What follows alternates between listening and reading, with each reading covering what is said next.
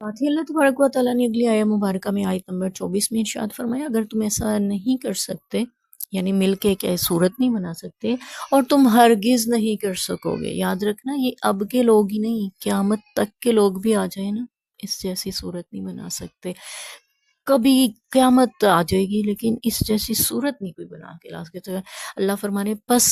जब तुम नहीं कर सकते और हरगिज़ नहीं कर सकते, कभी भी मुमकिन नहीं है, फत्तकुन्नार अल्लती, बस उस आग से बचो, उस आग से बचो फिर जिसका ईंधन इंसान और पत्थर है, जिसका ईंधन इंसान और पत्थर हैं। दुनिया में जलाने के लिए ईंधन हमें चाहिए होता है ना, आग जलाने के लिए, कहीं पे हम गैस जला रहे हैं, कहीं पे लकड़ियाँ जला रहे हैं, कहीं पे उपले जलाए जा रहे हैं, कहीं पे कोई ईंधन इस्तेमाल हो रहा है बतौर जहन्नुम की आग को भड़काने के लिए इंसानों को बतौर ईंधन इस्तेमाल किया जाएगा, पत्थरों को बतौर ईंधन इस्तेमाल किया जाएगा। उइद्दत लिल काफिरीन, ये आग अल्लाह ने काफरों के लिए तैयार की हुई है। अल्लाह मुत्तकीन को, मोमिनों को तंबीह कर रहे हैं, तुम इससे बचो,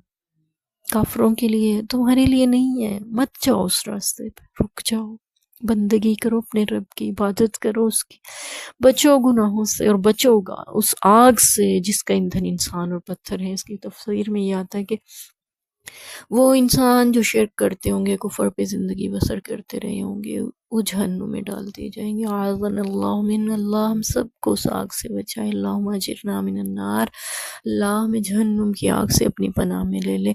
और फिर वो पत्थर जिनके बुत तराशे गए हैं, वो बुत भी जहन्नुम में डाल दिए जाएंगे ताकि उनके पूजने वाले, पुरस्तिश करने वाले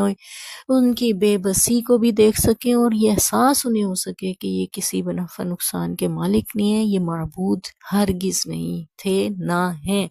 ये खुद को नहीं बचा पा रहे आग से, तो तुम्हें क्या बचाते। अल्लाह हमें हिदायत पे रखना, अल्लाह हमें हिदायत के साथ ज़िंदगी गुजारने वाला बना, अल्लाह हमें हिदायत के साथ, ईमान की सलामती के साथ इस दुनिया से लेके जाना। अल्लाह क़यामत के दिन हमें काफिरों के सफ़ में खड़ा ना कर देना, अल्लाह हमें क़यामत के दिन जहन्नुम में जाने वालों में ना करना, अल्लाह हमें मुत्तकी बनकर ज़िंदगी गुजारने वाला बना देना। आमीन।